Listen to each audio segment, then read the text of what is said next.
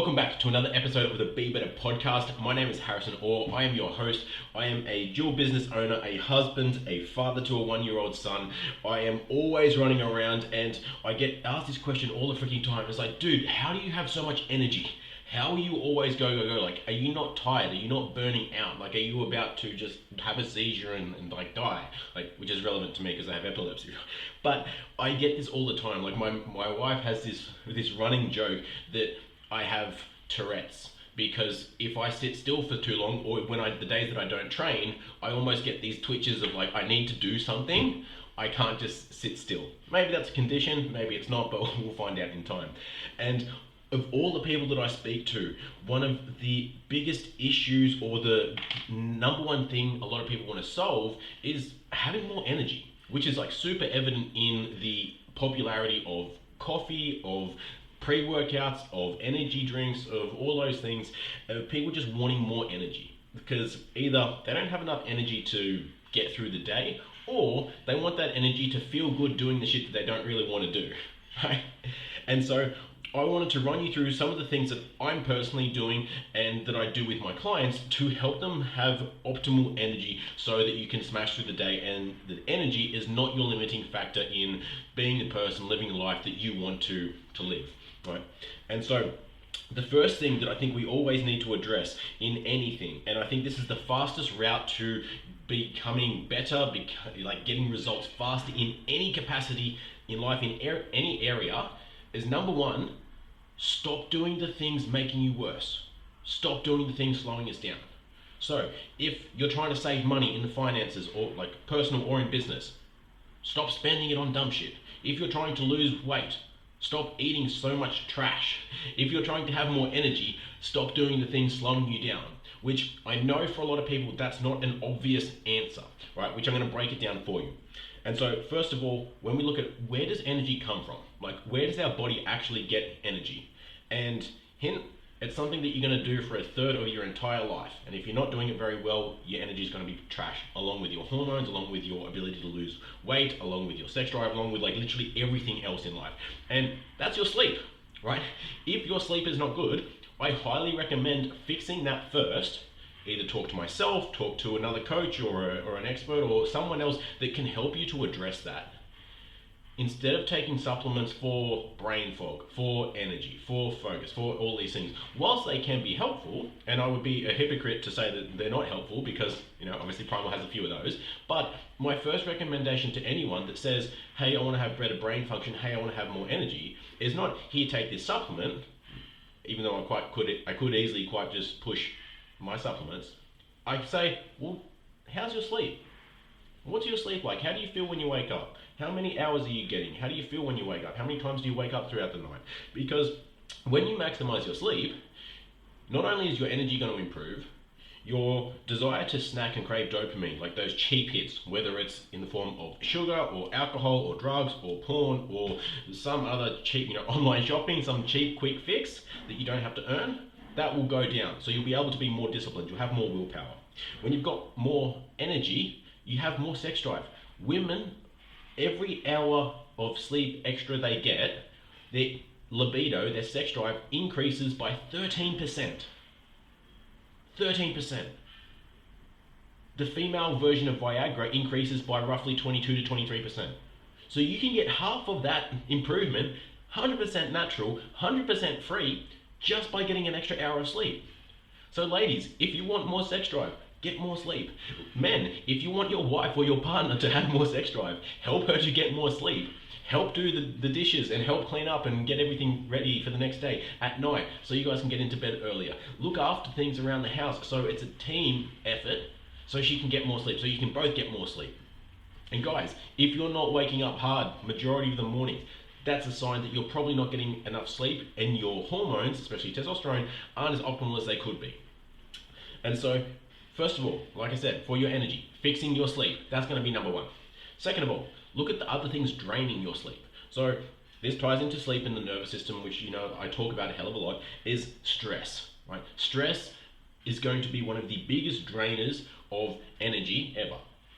How often have you had a day where you felt very stressed, very anxious, very overwhelmed, and so much, even though you haven't done much physically, emotionally and mentally you've been here, there, and all over the place, overthinking the shit out of everything, and you get to the end of the day and like maybe you've done 5,000 steps, but you feel mentally exhausted. Yeah, that stuff is draining. And so a lot of people will mistake that mental fatigue for physical fatigue, and then either not go and train, not go and do the physical activity that they said they would, or need to rely on pre-workouts and over-caffeination to get them through that, which then keeps them up at night, ruins their sleep, and then fuels that horrible cycle. So managing your stress, right?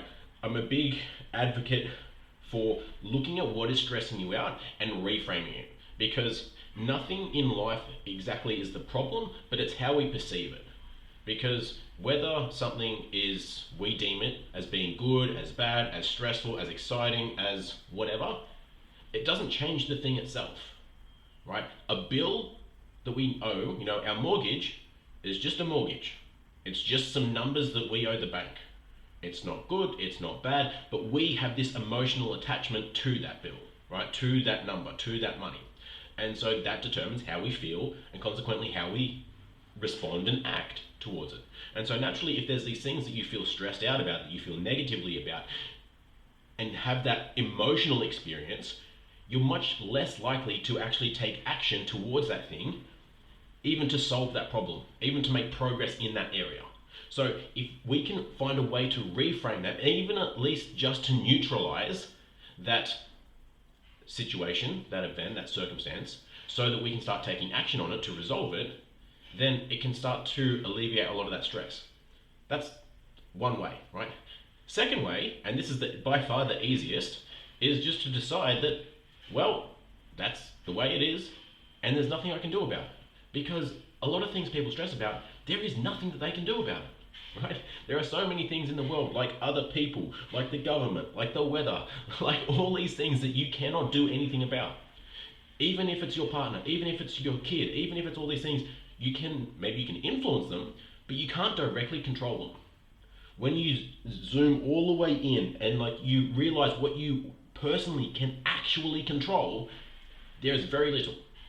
You can control your emotions, you can control your own body, your own words, your own actions. Some people would argue with me, say you can't control your own thoughts, but I say that's something you should definitely work on, because you live in that space 24/7 till you die. So if you're not in control up there, that's a little bit concerning. So work on that. Use meditation, use mental resilience tactics to be able to control that so it's in your favor, you're not battling with yourself. But work on that, right? And I don't say this to beat you down or to highlight that there's nothing you can do about anything, so give up and just go with the flow and whatever else. That's not what I'm saying at all. I'm saying focus your resources, being your mental capacity, your energy, your time, your money, if you need to, on solving the things that you can control, right? And some things, they might be half-assed. You might say, well, I can go to this point, I can do as much as I can, and that will get me to here, but beyond that, that's as much as I can do. Awesome. I guarantee you, if you take action up until as much, like that point, up until as much as you can, you will feel a hell of a lot better about yourself. And so start to take action on those things, because things like breath work or meditation or journaling, all that stuff, they can be helpful to calm your emotions down in the short term. But unless you then start to take action on those things or decide that that's not a problem or like actually change something else, then as soon as you go back to that person, that situation, that whatever it was that was stressing you out, the stress is just going to go straight back through the roof.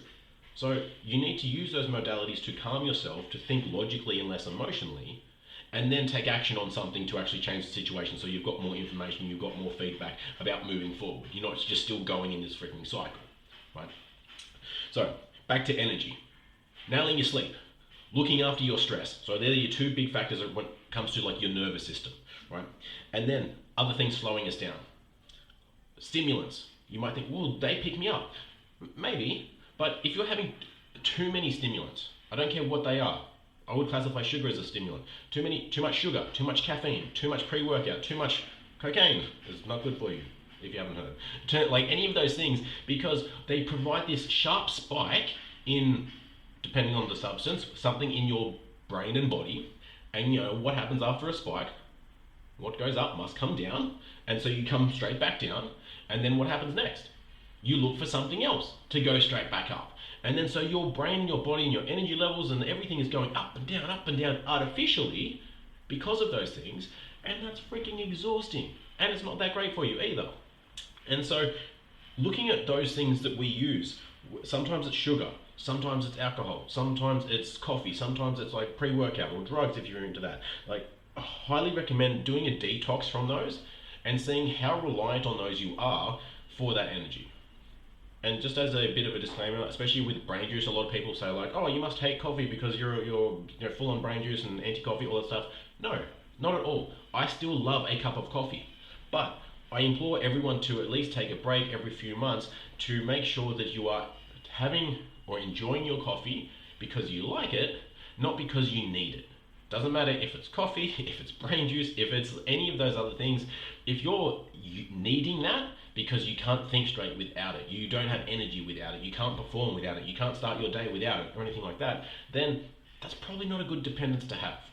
And then so, again, going back to the root cause, why? Why do you feel that you need that? Chances are your sleep is trash. That would be number one. When you optimize your health as a whole, a lot of these things take care of themselves. And then you can have your brain juice or your coffee because you like it, not because you need it. Cool? And then so another thing that can ruin our energy is not moving enough, right? When you sit down, when we're not active, especially when we're stuck inside all day under artificial lights, we're not getting the bright sun, not getting the benefits of the sun like the vitamin D plus all the other neurotransmitter benefits that come with it, the increase in serotonin, feel good vibes, all that stuff, then you're going to feel very like stale, right? Because you're in the same environment, you have stale air, you have artificial light, and you're not moving very often. Like, I know personally, on the days that I don't move, I feel sluggish, I feel gross, I don't feel very good. And that's my reminder, my cue, that even though I might feel like I don't have time to go for a walk, to go sit in the sun for 20 minutes, to go sit on the bike, to go train, to go do whatever, that I'm going to be much better off if I do.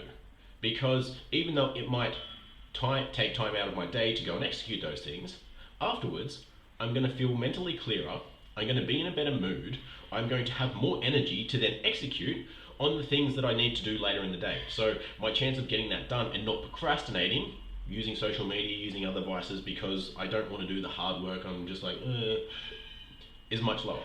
Right? Sorry, it's much higher that I don't want to do those things if I have exercised and done that stuff. Right? Like today, I haven't trained because I've had a fair bit on. I've started coaching at the yard gym and it's 2:30 in the afternoon and I've done over 21,000 steps.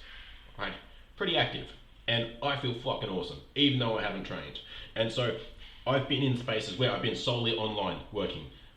I've been in other times in my life where I've done face-to-face PT and chefing. Again, and this would be a normal day. 20 to 25,000 steps a day was like an average day. And I can 100% say without a single doubt that my body and my energy and my mind is so much better, so much clearer, so much more energized when I'm moving. And I even have feedback from my masseuse. When I was in that transition, my body was so much more jacked up and tight from sitting for 8 hours plus a day at a desk compared to when I was moving that much. When I'm moving around weights, when I'm running around a kitchen, when I'm doing those 20,000 steps, my body was moving as it should. It wasn't jacked up, it wasn't tight. Muscles that weren't supposed to be overactive or weakened and things like that weren't doing that. And my body was functioning so much better. So I highly recommend putting an emphasis on that movement, on that steps in your day. Make it fun. Make it something that you enjoy. If you don't like going for a walk, go around your area, go for a nicer area. Go to the national park, go to the beach. If you don't like walking, get on a bike. Go row something, go get a kayak in summer, do something else like that. Find a way, go rock climbing, go ice skating, do something to be active, right? Awesome. Next one, so we've gone through sleep, we've gone through stress, we've gone through the lack of movement. Another one that causes a lot of people to crash is their diet. Their diet is not supportive of stable energy and it's very, very snacky, very short, sharp spikes of insulin, of sugars, of carbs, which again keeps them on that up, down, up, down, up, down cycle, right? And so for a lot of people, you will be much better off, actually, other than putting athletes to the side for a second, I'm talking like just general pops like most of us here. I have not found anyone that doesn't function better of starting their day with no carbs, just protein and fats. High amounts of both, your energy will be more stable, you will feel fuller for longer, you won't have cravings as well, provided they're obviously quality sources. Save your carbs for either around your training or later in the day. It will help you so much. And so something else worth looking at is when this will help you diagnose as well what is the cause of your lack of energy. If you have a lack of energy, mid-morning or like earlier in the day, probably sleep related. If it's later in the day, around that 2 to 3 p.m. mark, here's what's probably going on. So first of all, there is naturally a lull in our energy, in our focus, in those things at that time of day, because we just don't have steady levels of hormones, of like energy, of mental stability, of creativity, of all these things in our body at all times. It just doesn't happen. So we go in like waves, right? So when we wake up, we're on the upward trend. Usually 90 minutes roughly after we've woken up is when we hit that first peak. That will last for an hour or two, and then we start to dip back down. And that lull, that next lull is around that 2 to 3 p.m. and that lasts again 90 minutes ish, and then we come back up for one more peak in the day, and then we trail off and go off to sleep. And so when we know that, we can work around that.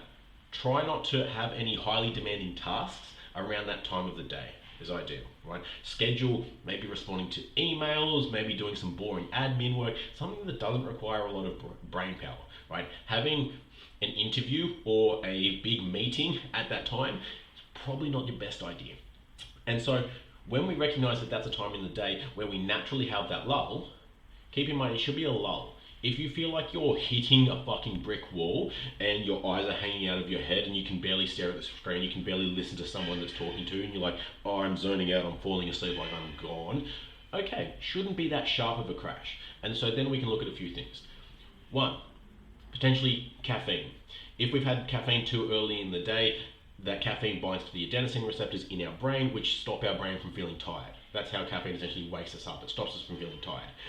Around 8 hours after that caffeine is ingested, the half-life starts to wear off.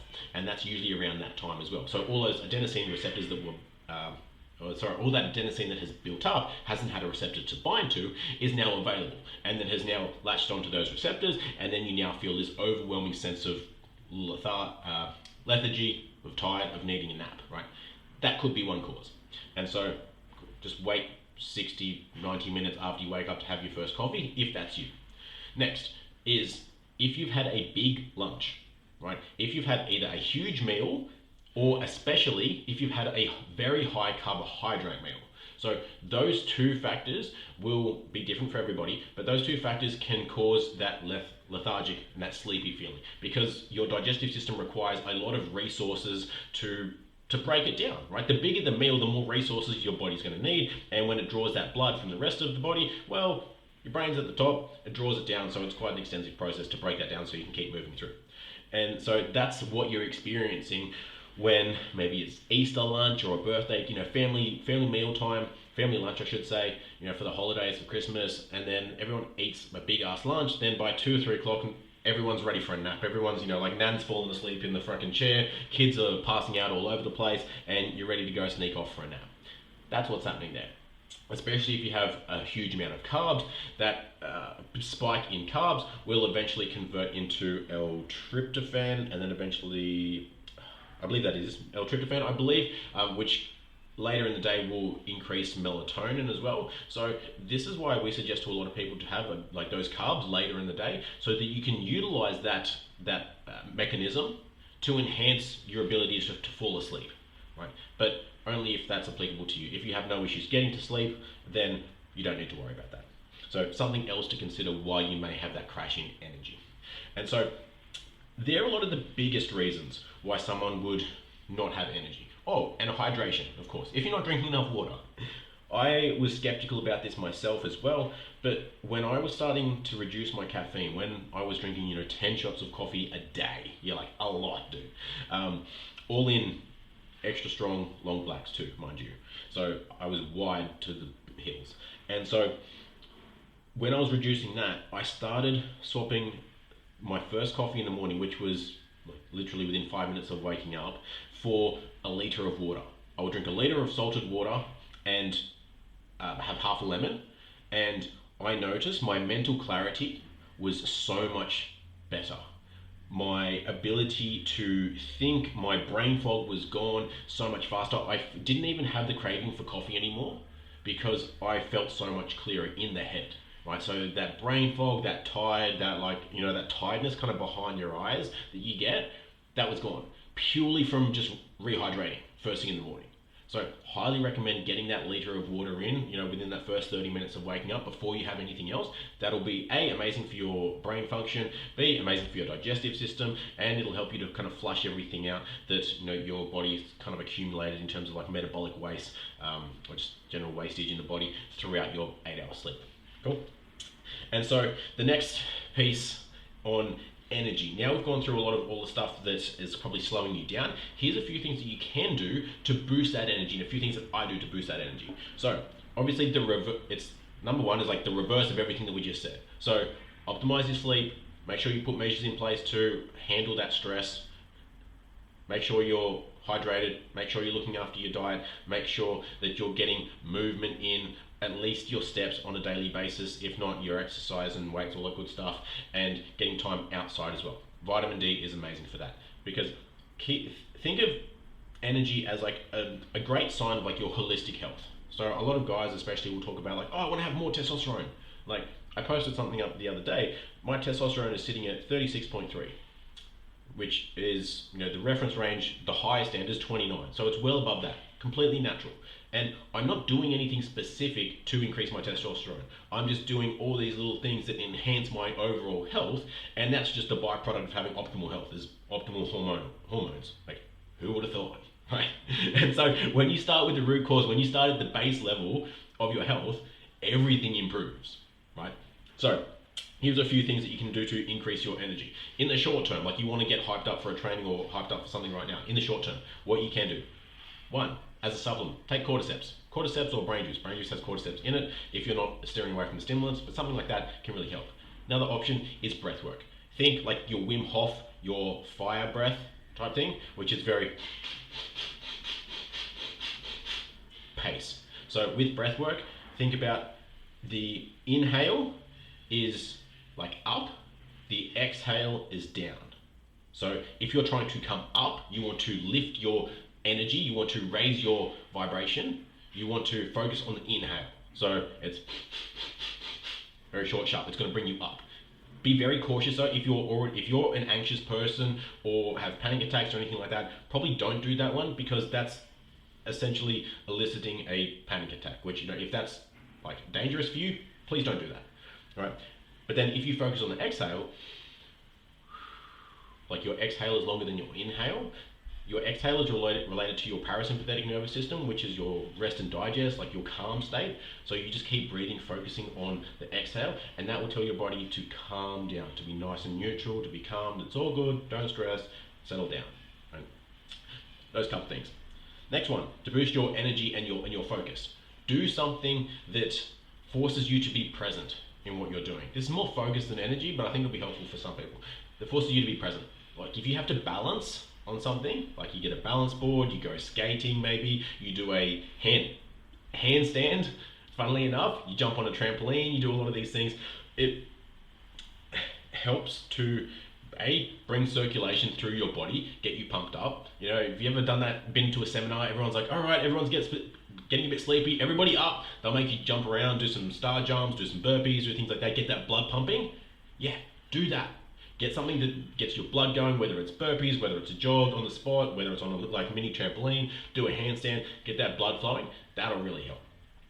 I also have the luxury of kind of working at home, so an ice bath really wakes me up as well. I find that incredibly helpful for recovery, but mostly for mental resilience. And so, especially when it comes to energy, getting out of that thing, I feel electrified. I feel so ready, so switched on, so energized to just go and get stuff done, that it's more than a coffee or more than anything else has ever done for me. That's why I absolutely love it. And there's no crash, there's no come downs or anything like that from it. So I highly recommend an ice bath, or at least cold showers or cold therapy, whatever you've got available to you. Next, getting enough sun, right? Getting, at least in the winter, you want to aim for like an hour a day with as much skin exposure as you possibly can. And vitamin D supplements are going to be highly beneficial as well. If you want, probably go get a blood test as well, just to make sure. But vitamin D is very hard to overdose on. But make sure that when you do take it, or if you take it, you are also taking it with a source of fat, because vitamin D is a fat-soluble vitamin. So without consuming it with a fat source, you won't be able to absorb any of it. So if you're having, just either have it with a meal. Make sure you have it early in the day as well, otherwise it can disrupt your sleep.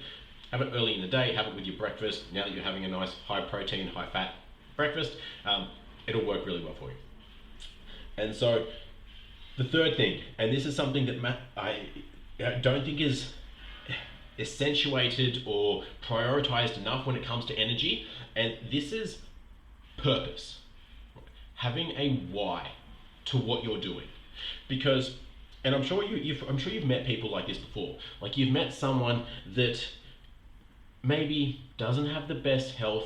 They don't go to the gym, they don't eat very well, they're a little bit overweight, and they don't have the best sleeping habits. They're always working, they're always grinding, they're always doing something, but they can just go, right? Like, their ability to work is like 100 hours a week, like insane type of hours, but they can just go and go and go and go. And you're like, how the fuck are they doing this? Like, Harry just told me all these things I need to be healthy to optimize my energy, but this guy is like, he doesn't meet any of that criteria. Purpose. For people like that, when you have a strong enough purpose, you will do anything to get it done, right? You will forego sleep. You will not look after your diet. You will not go to the gym, look after your health. You can go through anything to get this done, because that goal, that purpose is so much bigger than anything else. You will make it happen. Doesn't matter how you feel. Doesn't matter what you think you want. Doesn't matter if you feel like it. Doesn't matter if it's a Sunday. Doesn't matter if you feel like you want a day off. Doesn't matter if you're tired. Does not matter. Get that shit done. Like, that internal drive will push those people as much as they need to get the job done. And then I'm sure you've seen people on the other end of the spectrum where they, their health's not that bad. They're not really overweight. They're not like ripped and jacked, but they're not really overweight. And health and stuff is like not too bad, right? Definitely seen worse.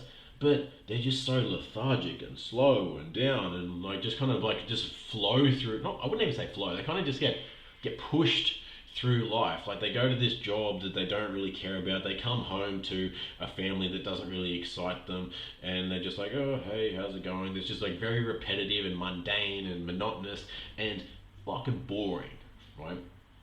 And so for those people, it's like, well, what do you need energy for? Like, what is there to be excited about, right? And so if that's you, what is your purpose? What are you doing this for? Why are you going to work every day? Why are you going to this job? If you hate this job so much and it sucks the soul out of you, why are you doing it? What are you doing this for? Find something that energizes you and motivates you to go. If you're doing it for the money, cool, get better and earn more money. Or find something else that uplifts your soul and your spirit so that you can have more energy. Because, especially if it's a job that you're doing at bare minimum, probably 38 hours a week, that's a big chunk of your week to spend doing something that demotivates you, that zaps your energy, that zaps your soul and your spirit and inspiration, and then you come home as this soulless, uninspired, down partner, husband, wife, dad, mum, whatever, and bring that energy into the home, and what? Expect them to lift you up? That's not fair. And so, finding purpose for what you do. It doesn't have to be, oh, I want to change the world and I want to do this and I want to do that. Have a reason, right? Humans are great at making up reasons and giving meaning to shit that doesn't matter to anybody else. So find a reason that you want to have this energy, that you want to be your best, that you want to make that money, that you want to live that life, that you want to create these opportunities for yourself, for your business, for your partner, for your kids, for your family, for whatever it is. Like, whatever it is that inspires you. right? I have always had this like just burning desire just to be better. Hence the name of the podcast, right? And health being my number one value, I'm happy to do all this weird shit. Like my wife is going to make a video one day of all the weird shit that she says that I do, and just to see who else can kind of relate to that, because she thinks not many, but I don't think it's that weird. But frankly, I don't care, right? And so find something that pushes you in the right direction of where you want to go that feels effortless, right? If making money is your biggest goal, if having impact is your biggest goal, if being fitter is your main goal for the season of life that you're in right now, find ways that you like to do that stuff, right? Find a purpose for it and find a way that aligns with you, and it will become so much easier to do that. And now I'm going to wrap this up. I apologize if I was speaking too fast during this. I don't know if you guys can tell, when I get excited, I talk really fast and it sounds like I'm walking uphill if you're listening to me. So I apologize that I'm not running, I'm not doing anything appropriate. I'm just excited. So if this was helpful, please drop a comment on this, send me a message, like what was something that you can take away from this, that you can change to have more energy so that you can get more done, live as a person and the life that you want to design as well, not by default. And if you want more info on this, if you want more info on how to optimize your energy, how to look after your sleep, your stress, all that good stuff that I spoke about today, then either drop me an email or a message. You can join our school community, which has like resources like this, and I'm going to keep adding to those. Or if you want more personalized help, then let's have a chat. We'll have a free phone call to see if what I do is even able to help you, and maybe coaching is an option. But otherwise, I've got stacks of free resources on Instagram, in the school community, everywhere. Go check them out if that's what you're looking for. And if you do, give me some feedback. Let me know how you go, what changes and what works for you. And I can't wait to hear those wins. Remember guys, don't be sorry, be better, get energized, and I'll see you in the next episode.